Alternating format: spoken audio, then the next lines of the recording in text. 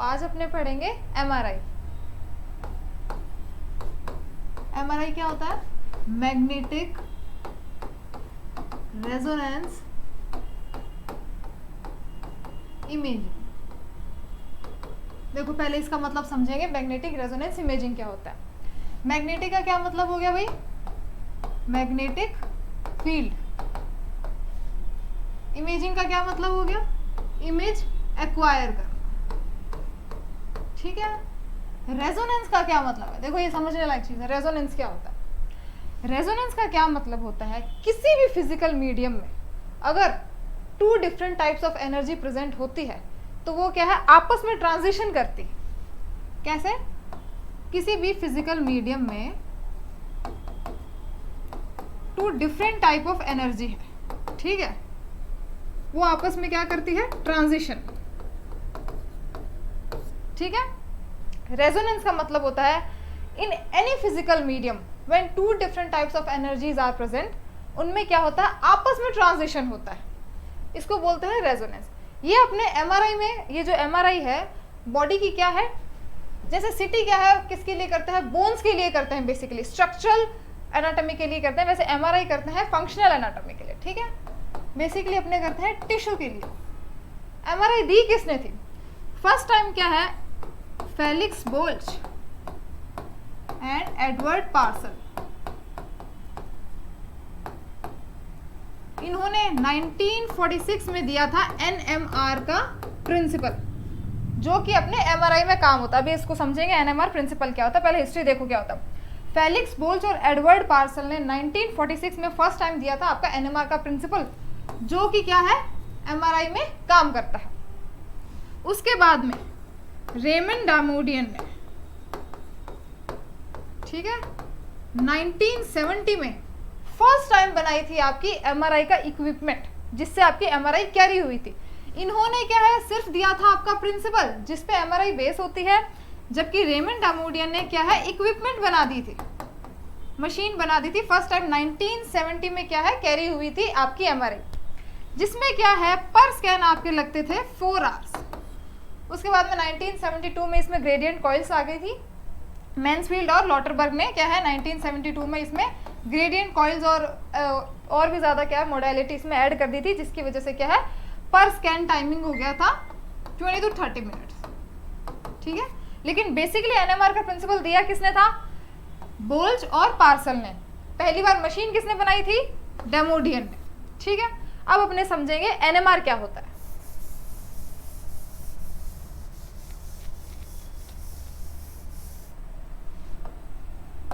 NMR, जिस NMR के principal पे क्या है? आपकी एमआरआई बेस है।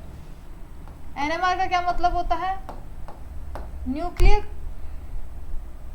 Nuclear magnetic resonance. Nuclear magnetic resonance क्या कहता है ये प्रिंसिपल? न्यूक्लियर मैग्नेटिक रेजोनेंस का मतलब होता है कुछ ऐसे एटम जो क्या है, अगर आप उसको मैग्नेटिक फील्ड में उसको रख दोगे तो ये क्या है? रेडियो फ्रीक्वेंसी को एब्जॉर्ब करते हैं पहले, फिर इसको रीइमिट कर देते हैं। ठीक है। एनएमआर प्रिंसिपल क्या होता है? कुछ ऐसे एटम्स जो पहले जब मैग्नेटिक फील्ड में पड़े होते हैं तो पहले तो ये क्या है? आरएफ रेडियो फ्रीक्वेंसी को क्या है? एब्जॉर्ब करेंगे, फिर कुछ देर बाद में उसको रीइमिट कर देते हैं। लेकिन एनएमआर का जो प्रिंसिपल है एवरी एटम शो नहीं करता। इसके लिए क्या क्राइटेरिया है? बेसिक क्राइटेरिया, इसके लिए आपको न्यूट्रॉन और जो प्रोटॉन है वो उसके, अरे यार, न्यूट्रॉन और प्रोटॉन क्या है आपका? ऑड नंबर में होना चाहिए, जैसे 5, 3, 5, 7। ठीक है। जो ऑड नंबर में जो एटम होते हैं सिर्फ वही क्या है? आपका एनएमआर का प्रिंसिपल शो करते हैं। अब हाइड्रोजन भी है, लिथियम भी है, बोरोन भी, हाइड्रोजन लिथियम, हाइड्रोजन हो गया, लिथियम हो गया, ये क्या है? दोनों ही ऑड है। पर हमने क्या हाइड्रोजन ही क्यों लिया है एमआरआई में? क्योंकि क्या है? आपकी बॉडी में 10 raised to the power 10 hydrogen पर क्यूबिक सेंटीमीटर प्रेजेंट होता है, जिसे क्या है आपके टिश्यू के छोटे से छोटे हिस्से में भी क्या है हाइड्रोजन की इतनी मात्रा है 10⁻10, ठीक है, जिससे क्या है आपको ईच एंड एवरी डिटेल मिल सकती है आपकी बॉडी की। जैसे क्या है कैल्शियम तो क्या है आपकी बोन्स में ज्यादा होता है, ठीक है, लेकिन बॉडी का क्या है 70% पार्ट क्या होता है बॉडी का, ये क्या लिख नहीं रहा, बॉडी का क्या है 70% पार्ट क्या होता है वाटर, ठीक है। वाटर में क्या है आपका हाइड्रोजन मॉलिक्यूल। तो अपने हाइड्रोजन क्यों लेते हैं, एक तो क्या है odd number of neutron proton, neutron तो खैर है नहीं, ऑड नंबर ऑफ प्रोटॉन, और दूसरा क्या है बॉडी में 70% है, आपकी बॉडी में 10⁻10 क्यूबिक सेंटीमीटर में क्या है हाइड्रोजन है, मतलब each and every minute details भी आपकी बॉडी की दिखाई दे सकती है। प्लस ये क्या है एनएमआर शो करता है, जो कि आपका किसका बेस है एमआरआई का बेस है, ठीक है। तो एमआरआई का प्रिंसिपल क्या है एनएमआर, एनएमआर मतलब nuclear magnetic resonance. Nuclear magnetic resonance का क्या मतलब हो गया भाई, वो एटम के न्यूक्लियस जो मैग्नेटिक फील्ड में आते ही पहले रेडियो फ्रीक्वेंसी को क्या है एब्जॉर्ब करेंगे और कुछ देर बाद उसको रीमिट कर देंगे, वैसे एटम्स क्या शो करते हैं एनएमआर का प्रिंसिपल क्या है ऑड नंबर में होना चाहिए। ऑड नंबर में जैसे हाइड्रोजन, हाइड्रोजन क्यों लेते हैं, बॉडी में 70% क्या है आपका वाटर है, वाटर में क्या है हाइड्रोजन मॉलिक्यूल, हाइड्रोजन का क्या मतलब हो गया बॉडी में 10⁻10 क्यूबिक सेंटीमीटर, ठीक है, इसलिए अपने क्या लेंगे हाइड्रोजन लेंगे। अब क्या है एमआरआई को अपने डिवाइड करते हैं 4 पार्ट्स में, कैसे, पहले मैग्नेटिक फील्ड अप्लाई करेंगे, दूसरा रेजोनेंस, तीसरा रिलैक्सेशन और चौथा इमेज फॉर्मेशन, ठीक है। पहले क्या लगाएंगे मैग्नेटिक फील्ड लगाएंगे, दूसरा रेजोनेंस, तीसरा रिलैक्सेशन और चौथा इमेज फॉर्मेशन। इन सब में पहला अपने पढ़ेंगे मैग्नेटिक फील्ड कैसे लगाते हैं। देखो आपकी बॉडी में जैसे ये हाइड्रोजन के एटम्स है रैंडम क्या है मूव कर रहे हैं, कोई किसी दिशा में मूव कर रहा है कोई किसी दिशा में, ठीक है, रैंडम मूवमेंट हो रहा है, कोई इन पे एक्सटर्नल फोर्स नहीं लगा, इसलिए क्या है ये रैंडम मोशन कर रहे हैं। जब आप इस पे मैग्नेटिक फील्ड लगा देते हो, जैसे ही क्या है आप बॉडी को पेशेंट को लेटाते हो काउच पे, इस पे क्या है आप मैग्नेटिक फील्ड लगाते हो, मैग्नेटिक फील्ड लगने से क्या हो जाता है ये इस पे ये जो हाइड्रोजन के एटम्स थे, ठीक है, इन पे लग जाता है एक्सटर्नल फोर्स, एक्सटर्नल फोर्स। ये एक्सटर्नल फोर्स लगने की वजह से दो एक्शन होते हैं, एक तो होता है इनका अलाइनमेंट, ठीक है, दूसरा होता है इनका प्रिसीजन, ठीक है। अभी एक एक करके पढ़ेंगे भाई अलाइनमेंट और प्रिसीजन क्या होता है। अलाइनमेंट का क्या मतलब हो गया, जो रैंडम मोशन कर रहे थे आपके पहले एटम, मैग्नेटिक फील्ड लगने से क्या है ये फील्ड के पैरेलल और एंटी पैरेलल अलाइन हो गए। देखो ये मैग्नेटिक फील्ड लगा, ठीक है, ये जैसे कुछ हो गए फील्ड के पैरेलल, कुछ हो गए फील्ड के एंटी पैरेलल, ठीक है। जो फील्ड की डायरेक्शन में लगेंगे वो पैरेलल हो गए, जो फील्ड के ऑपोजिट में लगेंगे वो एंटी पैरेलल हो गए। ये जो पैरेलल वाले हैं ये तो होते हैं आपके लो एनर्जी के, लो एनर्जी के, ये होते हैं आपके हाई एनर्जी के। इनको और कैसा, इनको और क्या कहा जाता है, स्पिन अप। इनका स्पिन अप है अप डायरेक्शन में, स्पिन अप, इनका डाउन डायरेक्शन में, इनको बोलते हैं स्पिन डाउन, ठीक है। तो क्या है जब आपने मैग्नेटिक फील्ड लगाया तो जो पहले रैंडम मोशन कर रहे थे हाइड्रोजन उन पे क्या लगा एक्सटर्नल फोर्स। एक्सटर्नल फोर्स लगने की वजह से क्या है कुछ तो क्या है मैग्नेटिक फील्ड की डायरेक्शन में चले गए, अलाइन हो गए, तो उनको आप बोल दोगे पैरेलल। कुछ उसके ऑपोजिट में चले गए वो हो गए एंटी पैरेलल। जो मैग्नेटिक फील्ड के पैरेलल जाते हैं वो तो होते हैं स्पिन अप वाले, और क्या होते हैं लो एनर्जी के। जो फील्ड के ऑपोजिट में जाएंगे वो होंगे एंटी पैरेलल, हाई एनर्जी के और स्पिन डाउन वाले। ये तो हो गई एक चीज। दूसरा होता है प्रिसीजन। प्रिसीजन मूवमेंट क्या होता है, देखो हमको पता है क्या एटम क्या है अर्थ की तरह, अर्थ अपने स्पिन पे रिवॉल्व करती है, वैसे ही क्या है ये जो एटम है अपने स्पिन पे रिवॉल्व कर रहा है, ठीक है। ये रिवॉल्व तो पहले से ही कर रहा है, जैसे ये कोई एटम हो गया, ये रिवॉल्व तो पहले से कर ही रहा था, ठीक है। अब आपने इसमें क्या लगा दिया, मैग्नेटिक फील्ड। ये देखो पहले रिवॉल्व करता है, ये रिवॉल्व जो कोई भी एटम है रिवॉल्व किसकी वजह से करता है, इसका क्या होता है, इंट्रिंसिक एंगुलर मोमेंटम, ठीक है। जो एटम का खुद का एंगुलर मोमेंटम होता है उसकी वजह से क्या है, वो अपने ही स्पिन पे रिवॉल्व करता है, उस पे आपने प्लस में क्या दे दिया, मैग्नेटिक फील्ड दे दिया। ये angular momentum plus magnetic field जो आप एक्सटर्नल फोर्स दे रहे थे, ये दोनों क्या प्रोड्यूस करता है, टॉर्क। टॉर्क की वजह से क्या होता है, देखो अपने स्पिन पे पहले ही रिवॉल्व करा था अपने एंगुलर मोमेंटम की वजह से, अब आपने इसको क्या दे दिया, मैग्नेटिक फील्ड, तो इसमें क्या लग जाता है, external magnetic field, external magnetic field plus intrinsic angular momentum की वजह से इसमें टॉर्क लग जाता है। टॉर्क लगने से क्या होता है, ये जो पहले सीधा कर रहा था ऐसे स्पिन पे, ये क्या हल्का सा टेढ़ा होके स्पिन करने लग जाता है, ठीक है।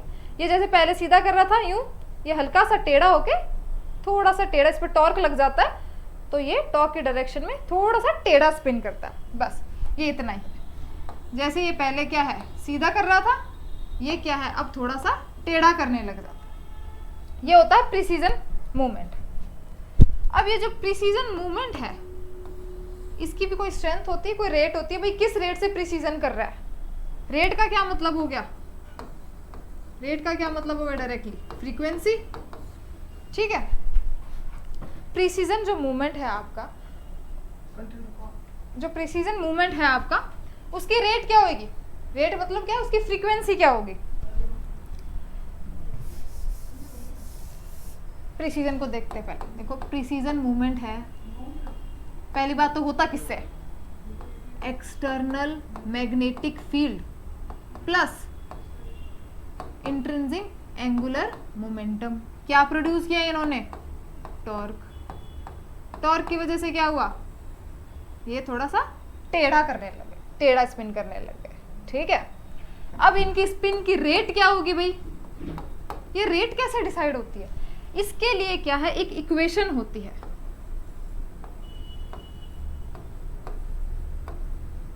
Omega naught proportional to B naught. ये प्रोपोर्शनल अपने को पता है भाई, किसी भी इक्वेशन से प्रोपोर्शनल अगर आपको निकालना है तो उसके लिए आपको क्या देना पड़ेगा, एक कांस्टेंट। इस इक्वेशन में कांस्टेंट क्या देते हैं अपने, omega naught equals to gamma B naught. Omega frequency, B magnetic field, gamma क्या है इसमें, गामा देखो इसमें नई चीज है, gyromagnetic ratio, gyromagnetic ratio. Gyromagnetic ratio क्या होता है भैया आपका, मैग्नेटिक मोमेंटम, ठीक है, अपॉन में एंगुलर मोमेंटम, ठीक है। आपका जो एटम था उस पर जो मैग्नेटिक मोमेंटम लग रहा था, उसके रेशो में क्या आ जाएगा, एंगुलर मोमेंटम। ये क्या होता है आपका, गायरोमैग्नेटिक रेशो। ये जो इक्वेशन है ये बहुत इंपॉर्टेंट इक्वेशन है, देखो omega naught equals to gamma B naught, इस इक्वेशन को बोलते हैं लार्मर इक्वेशन, ठीक है। ये लार्मर ने दी थी, साइंटिस्ट का नाम है लार्मर ने दी थी, इसलिए इसको अपने बोलते हैं लार्मर इक्वेशन, बहुत इंपॉर्टेंट है, ठीक है। ओमेगा नॉट क्या है आपका 2 पाई एफ, एफ क्या है इसमें फ्रीक्वेंसी, कौन सी फ्रीक्वेंसी, लार्मर फ्रीक्वेंसी, ठीक है। ये रेजोनेंस में बहुत काम आती है, अगले स्टेप में रेजोनेंस देखेंगे उसमें बहुत काम आएगी। Omega naught equals to gamma B naught क्या होता है, लार्मर इक्वेशन, ठीक है। और ओमेगा नॉट का क्या है full form 2 pi F, F क्या है फ्रीक्वेंसी, कौन सी फ्रीक्वेंसी, लार्मर फ्रीक्वेंसी, ठीक है।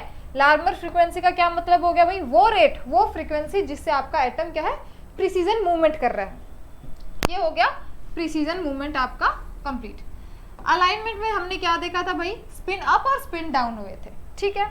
अब इसमें क्या है, एक इंपॉर्टेंट चीज है, एमआरआई में क्या है आपके दो वेक्टर होते हैं, एक तो आपका होता है longitudinal magnetisation vector, longitudinal magnetisation vector, ठीक है।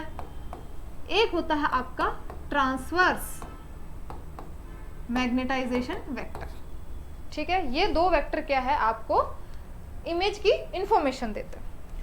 लॉन्गिट्यूडनल मैग्नेटाइजेशन वेक्टर आपको कैसे मिलता है, ये आपको फर्स्ट स्टेप में मिल जाता है मैग्नेटिक फील्ड वाले में। देखो कहाँ से मिला, हमने अलाइनमेंट देखा था, क्या था अलाइनमेंट, क्या था भाई, मैग्नेटिक फील्ड लगने की वजह से कुछ एटम क्या है स्पिन अप हो गए, अगर उसके पैरेलल थे तो मैग्नेटिक फील्ड के पैरेलल थे जो स्पिन अप हो गए, जो मैग्नेटिक फील्ड के एंटी पैरेलल थे वो क्या है स्पिन डाउन हो गए।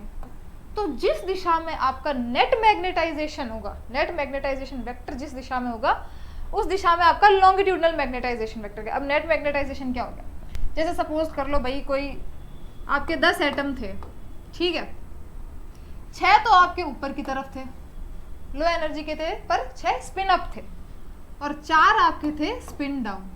तो नेट मैग्नेटाइजेशन कहाँ आएगा, ठीक है, 6 माइनस 4 क्या, फिर भी 2 तो ऊपर की तरफ ही रहे भाई, 6 ऊपर थे 4 नहीं थे, 6 में से अगर आप 4 को इक्वेट कर भी दो तो 2 फिर भी ऊपर की तरफ रह जाते, तो नेट मैग्नेटाइजेशन कहाँ आया ऊपर की तरफ। तो लॉन्गिट्यूडनल मैग्नेटाइजेशन वेक्टर कहाँ आएगा ऊपर की तरफ। Longitudinal magnetisation vector equals to net magnetisation. Net magnetisation जिस डायरेक्शन में होगा वहां पे आपको क्या मिल जाएगा लॉन्गिट्यूडिनल। अब ये देखो जैसे अप डायरेक्शन में था तो ये आपका अप में आ गया कौन सा लॉन्गिट्यूडिनल मैग्नेटाइजेशन वेक्टर, ठीक है।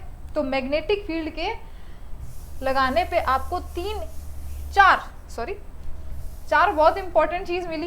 पहला आपने क्या देखा इसमें स्पिन अलाइनमेंट, ठीक है। दूसरा हमने क्या देखा प्रीसीजन। तीसरा स्पिन अलाइनमेंट से आपको क्या मिला लॉन्गिट्यूडिनल मैग्नेटाइजेशन वेक्टर। और चौथा प्रीसीजन से क्या मिला लार्मर इक्वेशन, ठीक है। तो मैग्नेटिक फील्ड लगाने पे आपको ये 4 प्रोसेसेस इंपॉर्टेंट है याद करने। एक तो स्पिन का अलाइनमेंट होगा, स्पिन अलाइनमेंट से क्या है भाई लॉन्गिट्यूडिनल मैग्नेटाइजेशन वेक्टर मिल जाएगा। कैसे, जहां पे आपका नेट मैग्नेटाइजेशन जाएगा, अगर ऊपर की तरफ ज्यादा है, अगर आपके लो एनर्जी स्पिन ज्यादा है तो आपको ऊपर की तरफ मिल जाएगा, अगर हाई वाले हैं तो नीचे की तरफ मिल जाएगा। प्रीसीजन क्या है आपका एटम क्या है पहले ही घूमता है अपने स्पिन पे अर्थ की तरह, एंगुलर मोमेंटम होता है उसमें आपने एक्सटर्नल मैग्नेटिक फील्ड दे दिया, उसकी वजह से उसमें क्या है टॉर्क पैदा हो गया। टॉर्क की वजह से क्या है जो पहले यूं सीधा घूम रहा था वो थोड़ा सा टेढ़ा घूम जाता है। ये आपका प्रीसीजन होता है। प्रीसीजन किस रेट से हो रहा है भाई, किस रेट से घूम रहा है कैसे पता चलेगा लार्मर इक्वेशन से। लार्मर इक्वेशन क्या है omega naught equals to gamma B naught. B naught क्या आपका magnetic field, omega naught 2 pi F, F क्या है लार्मर फ्रीक्वेंसी, और ये गामा क्या है गायरोमैग्नेटिक रेशो। गायरोमैग्नेटिक रेशो क्या होता है magnetic momentum upon angular momentum, ठीक है। ये होता है मैग्नेटिक फील्ड। अब आपने मैग्नेटिक फील्ड लगाया तो आपको इतना मिला है। अब हम क्या है इसमें रेजोनेंस का स्टेप देखेंगे। कौन सा स्टेप, सेकंड स्टेप रेजोनेंस।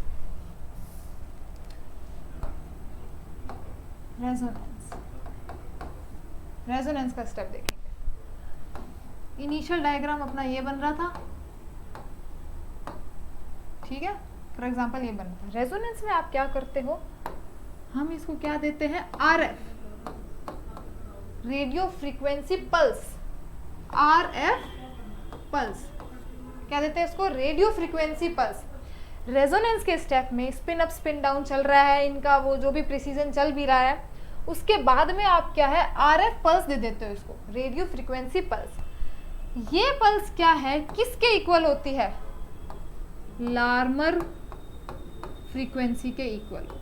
अगर ये लार्मर फ्रीक्वेंसी के इक्वल होगी उससे ज्यादा होगी तो ही आगे के स्टेप्स कैरी करवाएगी, अगर इससे कम होगी तो नहीं करवाएगी। अब आगे के स्टेप्स क्या है, पहले आगे के स्टेप्स देखो फिर तुमको समझ आ जाएगा भाई लार्मर फ्रीक्वेंसी कैसे काम की। मैंने बताया था रेजोनेंस में काम करेगी।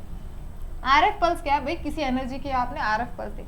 आरएफ पल्स क्या करता है भाई 2 स्टेप करवाता है। पहला तो क्या है स्पिन अप स्पिन डाउन, समझेंगे देखो क्या होता है। पहला स्पिन अप स्पिन डाउन, दूसरा इसका होता है प्रीसीजन फेजिंग। ये दोनों स्टेप देखेंगे। पहले देखेंगे, देखो स्पिन अप स्पिन डाउन क्या होता है। अरे देखो यहाँ पे आपका मैग्नेटिक फील्ड लग ही रहा था, साथ में आपने क्या दे दिया, आरएफ पल्स दे दिया। अब क्या है, स्पिन अप थे, कुछ थे स्पिन डाउन। आरएफ पल्स देने के बाद क्या है, ये आरएफ पल्स क्या है, एक्सटर्नल एनर्जी, ये क्या है, इन स्पिन अप वालों को मिल जाती है। तो स्पिन अप क्या है, जो हाई एनर्जी के थे तो वो तो पहले से हाई एनर्जी के हैं, स्पिन अप वाले आपके थे लो एनर्जी के, उन्होंने क्या है आरएफ पल्स को एक्वायर कर लिया। मैंने बताया था वो एटम्स जो रेडियो फ्रीक्वेंसी पल्स को पहले तो क्या है एब्जॉर्ब करते फिर री एमिट करते हैं, ये क्या करते हैं, ये तो पहले से हाई एनर्जी के थे, इनको जरूरत नहीं थी, ये लो एनर्जी के थे, इन्होंने क्या है आरएफ पल्स को एक्वायर कर लिया। एनर्जी लेने से क्या है, एनर्जी एब्जॉर्ब करने से ये लो एनर्जी वाले क्या है स्पिन डाउन होके हाई एनर्जी में कन्वर्ट हो गए। ठीक है, ये पहला स्टेप मैंने बताया था, spin up spin down, spin up spin down. ठीक है, स्पिन अप वाले स्पिन डाउन आ जाएंगे। कैसे आए, आपने आरएफ पल्स दी, मैग्नेटिक फील्ड पहले से लगा हुआ था, कुछ ऊपर थे कुछ नीचे थे, स्पिन अप थे स्पिन डाउन थे, लो एनर्जी वाले स्पिन अप थे, हाई एनर्जी वाले स्पिन डाउन थे। आरएफ पल्स देने से क्या है, ये जो स्पिन अप वाले थे जो लो एनर्जी के थे, उनके न्यूक्लियस ने क्या किया, एनर्जी को एब्जॉर्ब कर लिया। एनर्जी एब्जॉर्प्शन से क्या है, ये हाई एनर्जी के हो गए, पहले लो एनर्जी के थे तो ऊपर थे स्पिन अप थे, जब हाई एनर्जी के हो गए तो ये क्या है स्पिन डाउन आ जाएंगे। ठीक है, स्पिन डाउन आ जाएंगे, ये तो होता है इसका पहला स्टेप भाई, स्पिन अप वाले स्पिन डाउन आ जाएंगे, आरएफ फ्रीक्वेंसी को आरएफ पल्स को एब्जॉर्ब करके स्पिन अप वाले स्पिन डाउन आ जाएंगे, ये था पहला स्टेप। दूसरा होता है इसमें प्रिसीजन की फेजिंग। प्रिसीजन फेजिंग क्या, प्रिसीजन मैंने बताया क्या होता भाई, ऐसा घूम रहा था अपने स्पिन पे, थोड़ा सा टेढ़ा टॉर्क लगने की वजह से टेढ़ा घूमने लग जाता। ठीक है, तो जैसे सपोज ये क्या ऊपर वाले ये पहले क्या है सीधा घूम रहे थे, अभी थोड़ा सा टेढ़ा घूम रहे, टेढ़ा घूम रहे, ये यहाँ वाले भी क्या है टेढ़ा घूम रहे हैं। सारे एटम क्या है टॉर्क लगा रहे थे, वही एक डायरेक्शन में टेढ़े घूम रहे थे। प्रिसीजन फेजिंग में क्या होता है, ये जो आरएफ पल्स है ये क्या कर देती है, इनको एक ही फेज में घुमाने लग जाते।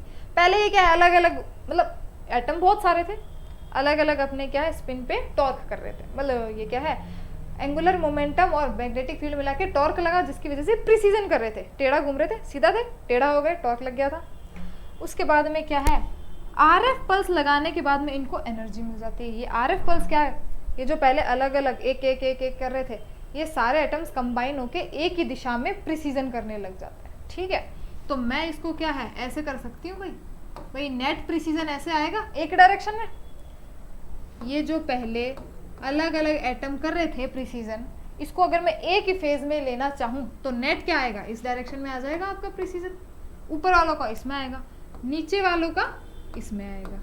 ठीक है, ऊपर क्या था आपका लॉन्गिट्यूडिनल मैग्नेटाइजेशन वेक्टर था, ये क्या था नेट मैग्नेटाइजेशन वेक्टर। मतलब क्या है भाई, नेट फील्ड तो ऊपर था, नेट मैग्नेटिक फील्ड ऊपर था, इसका मतलब ये नहीं कि नीचे था ही नहीं, नीचे भी था। ठीक है, लॉन्गिट्यूडिनल मैग्नेटाइजेशन वेक्टर दोनों तरफ था, ऊपर भी था नीचे, जो नेट था वो क्या है ऊपर की तरफ था, मतलब ऊपर की तरफ ज्यादा था। तो क्या है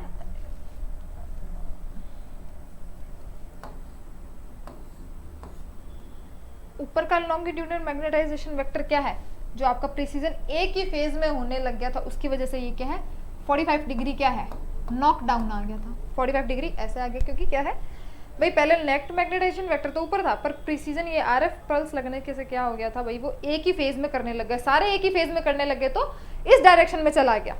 ठीक है, तो वेक्टर क्या है इस डायरेक्शन में चला गया, नीचे वाला वेक्टर क्या है इस डायरेक्शन में आ गया। तो इन दोनों का अगर मैं नेट लेना चाहूंगी तो किस डायरेक्शन में आएगा, इस डायरेक्शन में आएगा, ऑब्वियस सी बात है। इसको हम क्या बोल देंगे ट्रांसवर्स, ट्रांसवर्स डायरेक्शन है ये, ट्रांसवर्स मैग्नेटाइजेशन वेक्टर। आया समझ में, ट्रांसवर्स मैग्नेटाइजेशन वेक्टर कैसे मिला था आपको, लॉन्गिट्यूडिनल कैसे मिला था, मैग्नेटिक फील्ड लगाने पे जहाँ पे नेट मैग्नेटिक मूवमेंट रहेगा उस डायरेक्शन में आपको लॉन्गिट्यूडिनल मैग्नेटाइजेशन वेक्टर मिल जाएगा। ट्रांसवर्स कैसे मिलेगा भाई, कि भाई जब आपने आरएफ पल्स लगाई थी तो ये क्या जो प्रिसीजन मूवमेंट कर रहे थे अलग अलग एटम, ये क्या है एक ही फेज में करने लग जाते हैं, एक ही फेज में करने लग जाते तो भाई एक ही डायरेक्शन में वेक्टर आएगा।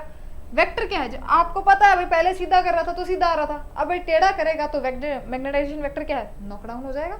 टेढ़ा हो जाएगा भाई, एक ही फेज में नेट आएगा इस डायरेक्शन में, नीचे वालों का नेट क्या है, आएगा इस डायरेक्शन में।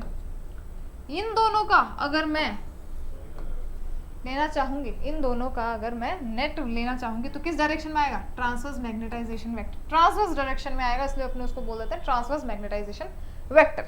ठीक है, तो लॉन्गिट्यूडनल आपको मिल गया था पहले स्टेप में, और ट्रांसवर्स मैग्नेटाइजेशन वेक्टर मिला था आपको दूसरे स्टेप में, रेजोनेंस में।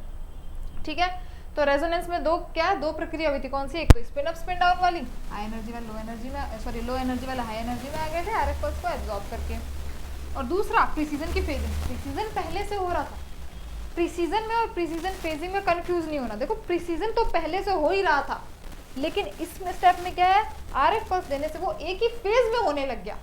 ठीक है, ये एक ही फेज में होने लग गया, ऊपर वाला इसमें, नीचे वाला इसमें, दोनों का नेट किस डायरेक्शन में आएगा, ट्रांसवर्स डायरेक्शन में, उसको बोल देंगे ट्रांसवर्स मैग्नेटाइजेशन वेक्टर। ठीक है, ये होती है आपकी रेजोनेंस की प्रोसेस। अब हम देखेंगे रिलैक्सेशन।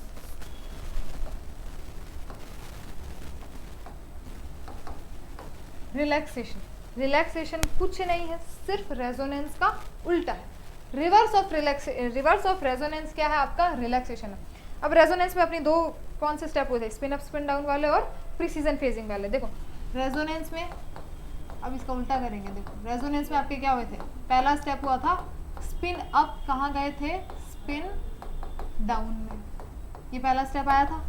दूसरा क्या आया था, प्रीसीजन की फेजिंग, एक ही फेज में होने लग गए। अब रिलैक्सेशन में इसका क्या है, ठीक उल्टा कर देना। अब उल्टा होगा कैसे, रेजोनेंस में आपने क्या है भाई, एक आरएफ पल्स दी थी, याद है आरएफ पल्स दी थी, इस आरएफ पल्स से एनर्जी लेके ही क्या आपका स्पिन अप वाले स्पिन डाउन में आए थे और प्रीसीजन एक फेज में आया था। रिलैक्सेशन में अपने क्या हुआ, नाम से पता चला रिलैक्स हो रहे हैं। रिलैक्सेशन का क्या मतलब हो गया, रिलैक्स हो रहे हैं। कैसे, ये जो आपने आरएफ पल्स हमने जो दी थी, हम क्या करते हैं, इसको ऑफ कर देते हैं, वापस खींच लेते हैं। आरएफ पल्स हम इतनी देर दे रहे थे, तब तो उनको एनर्जी मिल गई, लो एनर्जी वालों को, स्पिन अप वालों को, लो एनर्जी वालों को आरएफ से एनर्जी मिल गई, स्पिन डाउन आ गया। अगर मैं उस एनर्जी को वापस खींच लूंगी तो वो क्या है, वापस रिवर्स चले जाएंगे। रेजोनेंस में क्या होता है, सिर्फ इसका रिवर्स, जैसे इसमें स्पिन अप स्पिन डाउन हो रहा था, इसमें क्या होएगा, वापस इसका रिवर्स आ जाएगा। ये स्पिन डाउन वाले जो स्पिन डाउन में आए थे आपके, वो वापस कहाँ चले जाएंगे, अप में चले जाएंगे। दूसरा स्टेप क्या होएगा, इसमें क्या हो रहा है, प्रीसीजन की फेजिंग हो रही है, इसमें क्या है, प्रीसीजन की डी फेजिंग हो जाएगी। ठीक है, तो जो मैग्नेटिक फील्ड का स्टेप है वो इंपॉर्टेंट है, थोड़ा सा अलग है, लेकिन रेजोनेंस और रिलैक्सेशन ध्यान से देखोगे सेम ही है, खाली इसमें रिवर्स कर दिया। रेजोनेंस में स्पिन अप स्पिन डाउन गए थे, प्रीसीजन की फेजिंग हुई थी, आपने क्या दिया था, आरएफ पल्स। रिलैक्सेशन में क्या है, हमने क्या है, वापस खींच लिया आरएफ पल्स को, तो इसका उल्टा हो जाएगा, स्पिन डाउन वाले वापस स्पिन अप में चले जाएंगे। लो एनर्जी जो थे, जो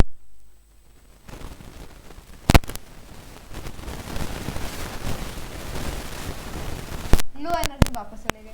तो प्रीसीजन की फेजिंग हुई थी एक ही डायरेक्शन में,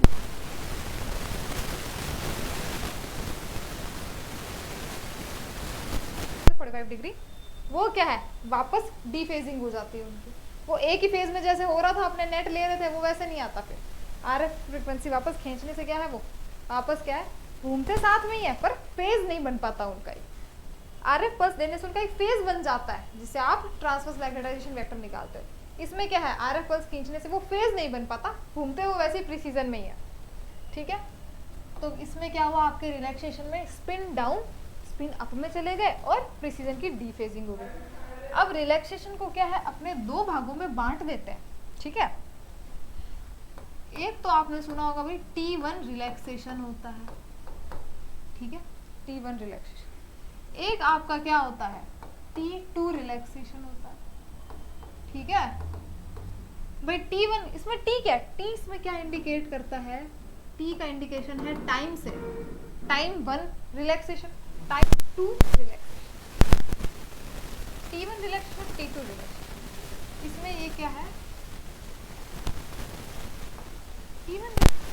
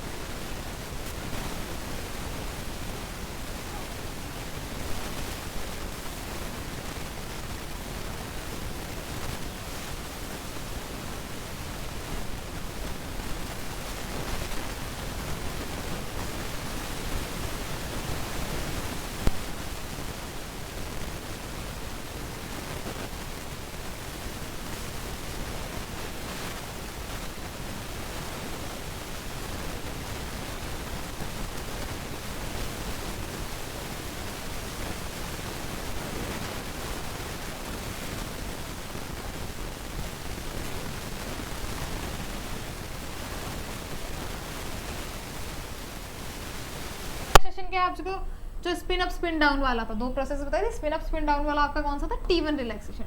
T1 में क्या है आपका 63% लॉन्गिट्यूडिनल मैग्नेटाइजेशन वेक्टर रिकवर हो जाता है,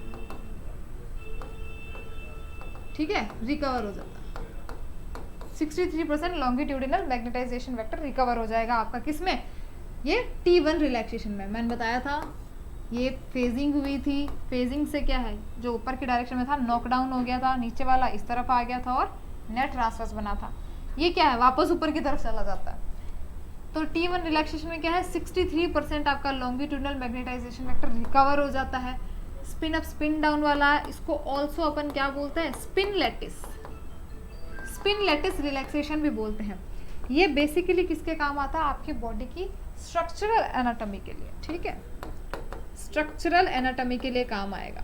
स्ट्रक्चरल एनाटॉमी मतलब क्या है, फैट क्या दिखेगा इसमें आपका, ब्राइट दिखता है, ऑब्वियस सी बात है, अगर आपको स्ट्रक्चर देखनी है तो आप फैट को देखोगे, और अगर फंक्शन देखना है तो वाटर को देखते हैं। इसमें आपकी स्ट्रक्चरल एनाटॉमी दिखाई देती है, तो फैट क्या है, ब्राइट दिखाई देगा, जबकि वाटर क्या है आपका, डार्क दिखाई देता है।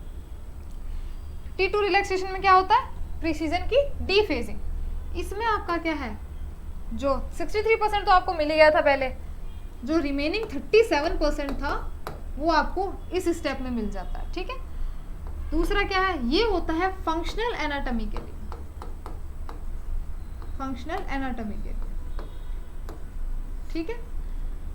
T1 रिलैक्सेशन जो स्पिन अप स्पिन वाला है, स्पिन अप स्पिन डाउन वाला है, वो तो होता है आपके स्ट्रक्चरल के लिए, जिसमें दिखेगा फैट तो दिखेगा ब्राइट, वाटर दिखेगा डार्क। फंक्शनल है तो इसमें क्या है, फैट आपका दिखेगा डार्क, रिवर्स हो जाएगा भाई, फैट दिखेगा डार्क, और जबकि वाटर क्या दिखेगा इसमें, ब्राइट, ठीक है। तो आपको फंक्शनल दिखाई दे जाएंगे इसमें। ये होते हैं 2 तरीके के रिलैक्सेशन, ठीक है डन।